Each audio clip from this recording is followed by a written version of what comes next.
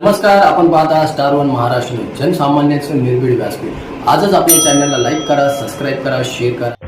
नाशिकच्या मुंबई नाका परिसरात चेन स्नॅचिंग झाल्याची घटना घडली आहे। नाशिकच्या मुंबई नाका परिसरातील प्रकाश पेट्रोल पंपाच्या पाठीमागे एका मेडिकल शॉपमध्ये खरेदीच्या बहाण्याने येऊन महिलेच्या गळ्यातील मंगळसूत्र चोरट्याने लंपास केलंय। घटनेची माहिती मुंबई नाका पोलिसांना मिळताच मुंबई नाका पोलीस ठाण्याचे वरिष्ठ पोलीस निरीक्षक संतोष नरुटे यांच्यासह मुंबई नाका पोलीस व पोलीस आयुक्तांनी नेमलेले विशेष पथक घटनास्थळी दाखल झाले असून परिसरातील पाहणी पोलिसांकडून करण्यात येत असून पोलीस घटनास्थळी पंचनामा करीत आहेत। स्टार वन महाराष्ट्र न्यूज साठी प्रतिनिधी इरफान पठाण, नाशिक।